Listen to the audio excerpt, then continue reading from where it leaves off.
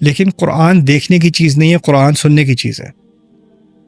انسان کو بیان سکھایا ہے، لیکن دیکھنا تو کتے کو بھی سکھایا ہے، دیکھنا تو سانپ کو بھی سکھایا ہے۔ جو انسان ہے وہ بات سن کر پیغام کو سمجھ کر قبول کر سکتا ہے، لیکن اگر اس نے اس صلاحیت کو چھوڑ دیا تو وہ پھر چیزوں کو ٹھیک سے بھی نہیں دیکھ سکتا، اس کی دیکھنے کی صلاحیت بھی کم ہو جاتی ہے۔ یعنی چاند اور سورج نہ صرف یہ کہ وہ ایک خاص حساب سے چلتے ہیں، لیکن چاند اور سورج اب تباہی کے بہت نزدیک پہنچ چکے ہیں۔ کیا مطلب؟ آخری کلام نازل ہو چکا، آخری نبی آ چکا۔ دنیا کی تاریخ میں اور دنیا کے فیوچر میں صرف 2 بڑے حادثے رہ گئے ہیں، ایک ہے آخری نبی کا آنا اور ایک ہے آخری دن کا آنا۔ 2 میجر ایونٹس رہ گئے ہیں، ان میں سے ایک ہو چکا۔ الرحمن علم القرآن خلق الانسان علمہ البیان۔ بسم اللہ والصلاۃ والسلام علی رسول اللہ وعلی آلہ وصحبہ اجمعین۔ اچھا استاد، اگر ہم نیکسٹ آیا پر آئیں، جیسے اللہ تعالیٰ نے فرمایا الشمس والقمر بحسبان والنجم والشجر یسجدان، یہاں پر ایسا محسوس ہوتا ہے کہ وہ جو ایک روانی سی کلام کی وہ ایک ٹوٹ گئی ہے اور ایک نیا ٹاپک شروع ہو گیا، نیا مضمون شروع ہو گیا ہے، تو اس کی کیا وجہ ہے اور اس کو ہم کیسے سمجھیں اور شروع کی آیات سے اس کو ریلیٹ کریں؟ تو ایک چیز جو قاعدہ ہے جو یہاں پر بھی اپلائی ہوگا، لیکن جنرلی آپ کے قرآن کے پڑھنے میں بھی آپ کو بہت فائدہ دے گا، وہ ہے ایک آیت قرآن کی، کتاب احکمت آیاتہ ثم فصلت۔ اللہ تعالیٰ نے احکام عربی میں کہتے ہیں سینے کو، تو اللہ تعالیٰ کہتے ہیں کہ ایسی کتاب جس کی آیات کو آپس میں پرویا گیا ہے، سیا گیا ہے، جوڑا گیا ہے۔ اور پھر اللہ تعالیٰ خود کہتے ہیں وَيُعَلِّمُكُم مَّا لَمْ تَكُونُوا تَعْلَمُونَ، وہ تمہیں ایسی چیز سکھاتا ہے جو تم خود نہیں جان سکتے تھے۔ اب انسان کی لاجک ایک طرح سے کام کرتی ہے، 1 کے بعد 2 آتا ہے، 2 کے بعد 3 آتا ہے، 3 کے بعد 4 آتا ہے، ٹھیک ہے؟ ہمارے ذہن میں ایسوسیشنز ہوتی ہیں، اپوزٹس ہوتے ہیں، دن اور رات، اندھیرا اجالا، اچھائی برائی۔ ہمارے ذہن میں چیزیں یا تو تناسب ہوتا ہے یا تضاد ہوتا ہے، کانٹراسٹ ہوتا ہے، اور اس طرح سے ہم چیزوں کو سیکوینس کرتے ہیں۔ اسی طرح کتابوں میں جو ایک چیپٹر ہے اس کا ایک ٹائٹل ہوتا ہے، اور پھر اس میں جو سبجیکٹ میٹر آتا ہے اس کا تعلق اس ٹائٹل سے ہوتا ہے، اور ایک جوڑ ہوتا ہے ان تمام سبجیکٹس میں، وہ ایک ہی طرف کی بات کر رہے ہوتے ہیں۔ آپ کو کسی فزکس کے چیپٹر میں بایولوجی نہیں ملے گی، ان ریلیٹڈ ہے، آپ نے ایک ڈٹرمن کر لیا کہ یہ سبجیکٹ یہ ہے۔ قرآن نے ہمیں وہ چیزیں سکھائی ہیں، وہ خود قرآن کا کلیم ہے، اس کا اپنا دعویٰ ہے کہ قرآن وہ چیزیں سکھاتا ہے جو ہم خود نہیں جان سکتے تھے۔ اس کا ایک حصہ یہ ہے کہ قرآن ایسی چیزوں کو جوڑتا ہے جو ہمارا ذہن نہیں جوڑ سکتا تھا۔ ہمارے ذہن میں جو جس طرح سے چیزیں جڑتی ہیں نا، وہ ایک ہماری اپنی لاجک ہے جو ہماری دنیا کی ایکسپیرینس سے بنی ہے، رائٹ؟ لیکن قرآن نے ہمیں ایک اس لاجک سے ہٹ کر ایسی لاجک دی ہے جو کبھی کبھی تو ہماری لاجک سے ٹیلی کرتی ہے، جیسے ہم سوچتے ہیں ویسے ہی قرآن وہ بات کر رہا ہے، لیکن اور کئی اور مقامات پر جان بوجھ کر اللہ ایسی چیزیں ایسوسیٹ کرتا ہے ایک دوسرے سے جو ہمارے ذہن میں آتا ہے کہ یہ تو کنیکٹڈ نہیں ہے، یہ تو بالکل الگ بات ہو رہی ہے۔ اور یہاں یہ تدبر کے موقعوں میں سے ایک بہت بڑا موقع ہے۔ اللہ تعالیٰ کہہ رہے ہیں دیکھو مجھے پتہ ہے تمہارے ذہن میں یہ چیزیں نہیں جڑتی، میں بتا رہا ہوں جڑی ہوئی ہیں، اب سوچو کیسے جڑی ہوئی ہیں، رائٹ؟ جوڑ ہے، میں نے جوڑا ہے تو جوڑ ہے۔ جوڑا کس نے؟ اللہ تعالیٰ نے، جس نے میری انگلیوں کے جوائنٹس جوڑے ہیں، جس نے میری ہڈیاں جوڑی ہیں، جس نے میرے سیل ایک دوسرے سے جوڑے ہیں، جس نے میرا نروس سسٹم میں سارے نیورونز ایک دوسرے سے جوڑے ہیں، اس نے یہ آیات جوڑی ہیں، تو جوڑ تو ہے۔ اب جوڑ پہلی نظر میں مجھے نظر نہیں آیا تو میں کہوں بے جوڑا کلام، رائٹ؟ لیکن جس طرح مختلف سسٹمز ایک ساتھ چل رہے ہیں نا، میرا نروس سسٹم اور میرا ڈائجسٹو سسٹم اور میرا ویسکولیٹری سسٹم سارے ایک ساتھ چل رہے ہیں، اسی طرح قرآن میں بھی باتیں ساتھ جڑی ہوئی ہیں، اور ان کا جوڑ سمجھنے میں ہی قرآن کی بہت بڑی حکمت جو عام لاجک میں، عام فلاسفی میں آتی ہی نہیں، وہ آتی ہے سامنے۔ اسی لیے احکمت آیاتہ ایک قاعدہ ہے قرآن کے سمجھنے کا۔ یہاں پر حسبان کے لفظ سے ہمیں بہت فائدہ ملے گا. حسبان کے دو معنی نکل سکتے ہیں. حسبان یا تو حساب کا مبالغہ ہے. حساب اردو میں بھی ہم سمجھتے ہیں جو بہت ہی زیادہ دقت والا اور بہت ہی یعنی اعلیٰ درجے کا حساب ہو، اس کو آپ حسبان کہہ سکتے ہیں. Extremely precise, extremely accurate. تو ایک طرح سے اس طرح سمجھ لیں کہ چاند اور سورج ایک بہت ہی خاص اور بہت ہی پریسائز حساب سے چل رہے ہیں. الشمس والقمر بحسبان. ٹھیک ہے. اب یہ ایک اس کا ایک جوڑ کیسے بنائیں گے ہم پچھلی آیات سے. چاند اور سورج اصل میں ہماری زندگی کی گھڑی اور اس کا کیلنڈر ہے. سورج ہماری گھڑی ہے اور چاند ہمارا کیلنڈر ہے. رائٹ. اور اسلام میں بھی ہمارے دن کا اسکیجول اس کا تعلق چاند سے ہے، اور ہمارے سال کا تعلق اور جو سیزنل عبادات ہیں ان کا تعلق چاند سے ہے. سورج سے تعلق، یہ 5 نمازیں سورج سے متعلق ہیں، اور پھر جو سیزنل عبادات ہیں، حج ہو گیا، روزہ ہو گیا، ان کا تعلق چاند سے ہے. رائٹ. یعنی کہ ٹائم مینجمنٹ، پوری کی پوری ٹائم مینجمنٹ جو ہے نا ہماری، وہ صرف چاند اور سورج کے ذریعے سے ہم نے اسٹیبلش کی ہوئی ہے. رائٹ. کیلنڈرز بھی ہوتے ہیں، یا تو سولر کیلنڈر ہوگا یا لونر کیلنڈر ہوگا. ٹائم مینجمنٹ بھی ہوگی تو sunrise and sunset, eastern standard, western standard, تمام ٹائم سسٹم جو ہم نے ڈیولپ کیے ہیں وہ صرف اسی بنیاد پر ڈیولپ کیے ہیں. رائٹ. پہلی بات جو یہ سامنے آتی ہے وہ یہ ہے کہ یہ ایک حساب سے تو چلتے ہی رہے ہیں اور چلتے ہی رہیں گے. یہ قرآن اب ہی آنا تھا ایگزیکٹ ٹائم پر. انسان کو یہ درس اب ہی سیکھنا تھا.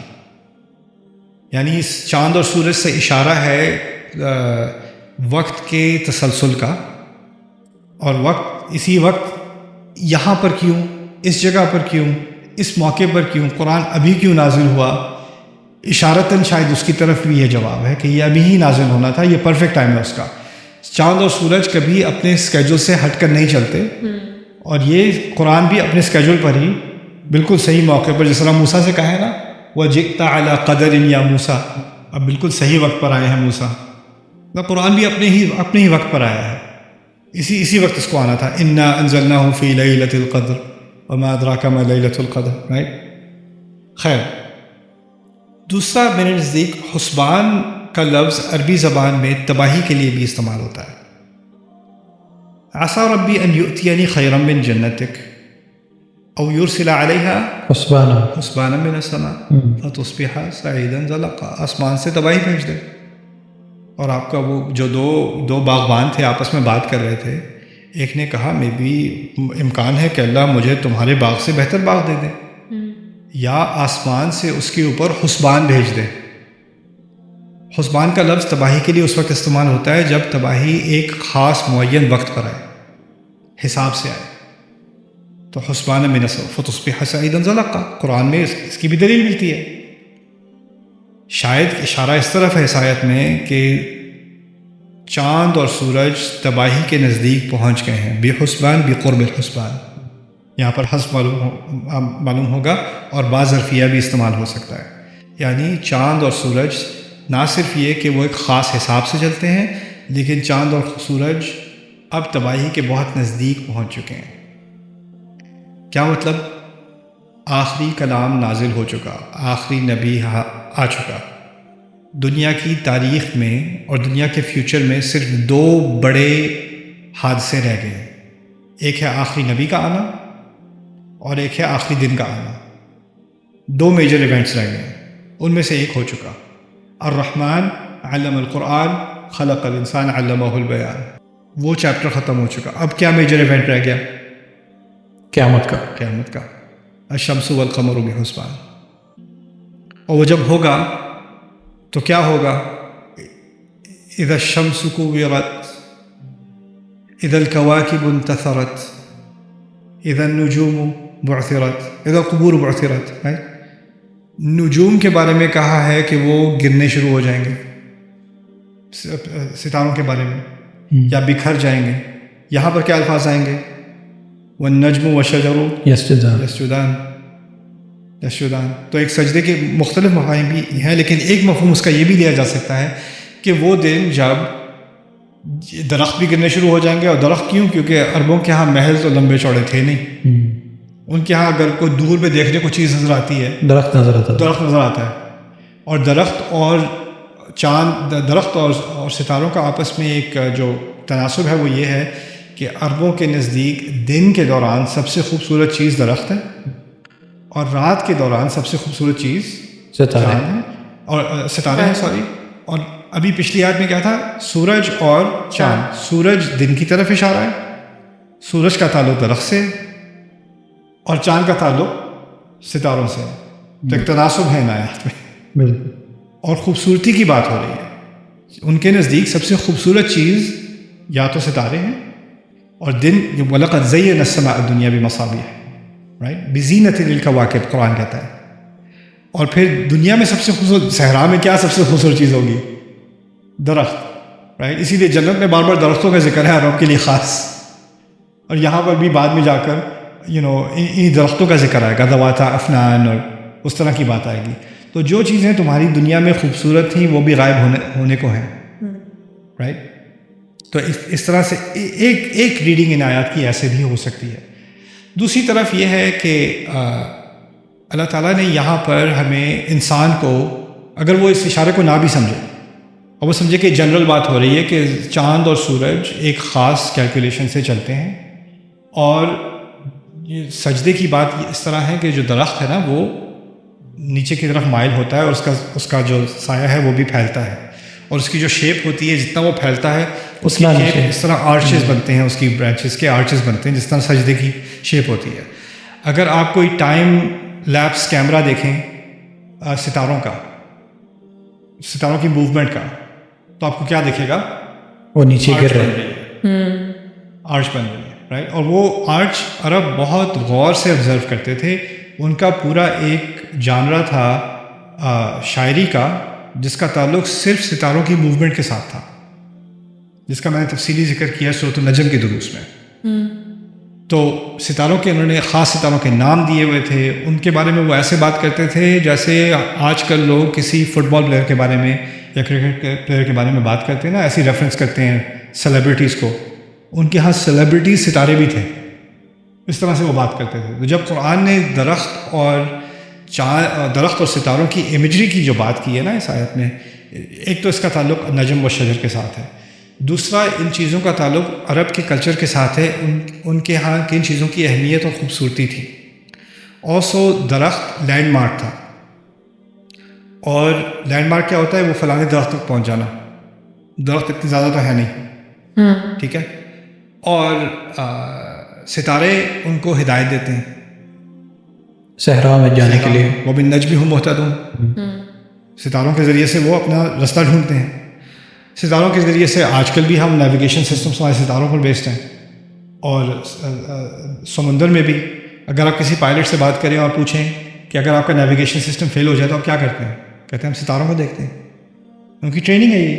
تو آج تک انسان کی جو ہمارا سینس آف ڈائریکشن ہے وہ یا تو ستاروں سے آتا ہے یا لینڈ مارک سے آتا ہے. تو ان کا لینڈ مارک کیا تھا؟ درخت. اور ان کا ستاروں کا گائیڈ کیا تھا؟ وہ یعنی آسمان کا گائیڈ کیا تھا؟ ستارے. کانٹیکسٹ کیا ہے کہ قرآن ہدایت ہے، قرآن ہدایت ہے، اور تمہاری ہدایت دینے والی چیزیں بھی ہدایت فالو کرتی ہیں، سجدے میں جاتی ہیں، ہیوملٹی دکھاتی ہیں. تو ایک ادبی تسلسل ہے یہاں پر ان دو چیزوں کے درمیان. آخری بات یہ ہے کہ یہ چیزیں دیکھنے کی ہیں، درخت دیکھنے کی چیز ہے اور ستارہ دیکھنے کی چیز ہے، لیکن قرآن دیکھنے کی چیز نہیں ہے، قرآن سننے کی چیز ہے. انسان کو بیان سکھایا ہے، لیکن دیکھنا تو کتے کو بھی سکھایا ہے، دیکھنا تو سانپ کو بھی سکھایا ہے. جو انسان ہے وہ بات سن کر پیغام کو سمجھ کر قبول کر سکتا ہے، لیکن اگر اس نے اس صلاحیت کو چھوڑ دیا تو وہ پھر چیزوں کو ٹھیک سے بھی نہیں دیکھ سکتا. اس کی دیکھنے کی صلاحیت بھی کم ہو جاتی ہے. جس کی سننے کی صلاحیت خراب ہو گئی اس کی دیکھنے کی صلاحیت بھی خراب ہو جاتی ہے. کیا مقصد ہے کہ تمہیں تو نظر ہی نہیں آتا کہ یہ سجدے بھی یہ ستارے بھی سجدہ کر رہے ہیں, یہ درخت بھی سجدہ کر رہے ہیں. تمہیں تو یہ نظر ہی نہیں آتا کہ یہ جو چاند اور یہ ستارے تم روز دیکھتے ہو یہ ایک حساب سے چل رہے ہیں. تم اس بارے میں تمہیں یہ دکھتا ہی نہیں ہے. یعنی تم دیکھتے ہو اور دیکھنے کے ساتھ ساتھ اندھے ہو. لہم اعین لا یبصرون بہا, آنکھیں تو ہیں دیکھتے نہیں ہیں. تو اللہ تعالیٰ اب وہ آنکھیں کھول رہا ہے. پہلے تو کان کھولنے کے لیے قرآن ہے, اب مخلوق کے لیے آنکھیں کھولنی پڑیں گی کہ میں تو پہلے دیکھ رہا تھا لیکن اس نظر سے میں نے پہلے نہیں دیکھا. میں نے نہیں دیکھا کہ درخت بھی سجدہ کرتا ہے, ستارے بھی سجدے کر رہے ہیں. رائٹ, درخت کے سیزنز ہوتے ہیں. درخت کو ایک وقت آتا ہے کہ وہ چلے جاتے ہیں. ستاروں کے سیزنز ہوتے ہیں, وہ موو کر جاتے ہیں, غائب ہو جاتے ہیں. تمہارے ارد گرد سب سے خوبصورت چیزیں غائب ہو رہی ہیں اور تمہیں یہی خیال نہیں آتا کہ تم بھی غائب ہونے والے ہو. تم آخرت کی طرف بڑھ رہے ہو. سجدہ کیا ہے آخر میں؟ سجدہ گرنا ہے, سجدہ نیچے کی طرف جانا ہے. اور سجدے میں ہم زمین سے قریب تر ہوتے ہیں. انسان کی حقیقت کیا ہے؟ آخر میں اس نے زمین کے اندر ہی ہونا ہے نا. سجدے میں ہم اپنی قبر کو سلام کر رہے ہوتے ہیں, اس طرح لگتا ہے. پورا مقصد ہی یہی ہے. اور اللہ تعالیٰ بڑی عمر میں کیا کہتا ہے انسان سے؟ وَمَن نُعَمِّرْهُ نُنَكِّسُهُ فِي الْخَلْقِ, جس کو ہم بڑی عمر دیتے ہیں اس کو ہم خلق میں پیچھے لے جاتے ہیں. کیا مطلب ہے؟ اس کی کمر ٹیڑھی ہوتی ہے, وہ اس کی نظریں ہمیشہ کہاں رہتی ہیں؟ زمین پہ, نیچے, اپنی قبر پہ, اپنی قبر پہ. تو سجدے سے مراد انسان کی صرف اس کی ہیوملٹی نہیں ہے بلکہ اس کی فنا بھی ہے. اور تمہارے ارد گرد ہر چیز فنا کی طرف اشارہ کر رہی ہے. تو تمہیں کیوں احساس نہیں آ رہا کہ تمہارے پاس ایک لمیٹڈ ٹائم ہے کہ تم یہ قرآن سیکھ لو. Time is running out and everything around you is going out of season. سبحان اللہ. اور ان مثالوں سے مجھے یہ بھی لگتا ہے کہ اللہ تعالیٰ کے سکھانے کا انداز کیا ہے. جیسے اس طرح کی مثالیں دے کے انسان کا ذہن نہیں جاتا, لیکن اللہ تعالیٰ ایسی مثالیں دے کے آپ کو کچھ ایسی چیز سکھانا چاہ رہا ہے, وہ اس میں اس کی رحمت بھی نظر آتی ہے. آپ کا ذہن کھول رہا ہے نا, آپ کا پرسپیکٹو بدل رہا ہے. اب آپ ستاروں کو اس طرح نہیں دیکھتے, اب آپ درخت کو اس طرح نہیں دیکھتے. آپ کو ایک ایسی چیز نظر آنی شروع ہو جاتی ہے جو پہلے نظر نہیں آ رہی تھی. یہی تدبر کا کمال ہے. قرآن نے ان عام چیزوں کو ایک روحانی شکل دے دی. آپ ڈرائیو کر رہے ہیں, آپ کے پاس سے ایک درخت گزرا ہے, اوکے درخت گزرا ہے, کیا فرق پڑتا ہے؟ آپ رات کو ڈرائیو کر رہے ہیں, اوپر چاند پہ ستارے ہیں اور چاند اور ستارے ہیں اوپر, اوکے چاند اور ستارے ہیں. لیکن قرآن پڑھنے والے کے لیے وہ چاند ستارے بھی خطبہ بن گئے, وہ درخت بھی ایک حلقہ بن گیا. اس کا پرسپیکٹو پوری طرح چینج ہو گیا. اور یہ اللہ کی رحمت ہے کہ قرآن کیا کرتا ہے, جب انسان قرآن سیکھ لیتا ہے, واقعی میں سیکھ لیتا ہے, تو اس کا ہر چیز کے بارے میں پرسپیکٹو بدل جاتا ہے, حقیقت کے بارے میں. ویسے استاد الشمس والقمر بحسبان میں سمجھ آ رہی تھی شمس اور قمر, لیکن جب نجم اور شجر ان کی تھوڑی نا جوڑ بے تکی لگی تھی, آپ نے ایکسپلین کر لیا, تو اس پہ میں نے سوچا تھوڑا پڑھا بھی, تو ان کی ایون اسٹرکچر میں بھی سملیرٹی ہے. فریکٹل برانچنگ دونوں کی ہوتی ہے. جیسے شجر ہوتے ہیں ان کی آپ دیکھیں وہ ٹہنیاں ہوتی ہیں, شاخیں ہوتی ہیں, ٹہنیاں ہوتی ہیں, وہ ایسے ہو کے ایک اسٹرکچر ریپیٹ ہو کے ایک پیٹرن میں بنتا ہے. اسی طرح ستارے جو ہوتے ہیں وہ پہلے فلامنٹس ہوتے ہیں, پھر کلسٹرز بنتے ہیں, پھر وہ سٹارز بنتے ہیں. تو ان کی جو یعنی اسی طرح ہیومن کی جو کریشن ہے, لنگز میں, نیورونز میں یہی پیٹرن ریپیٹ ہوتی ہے.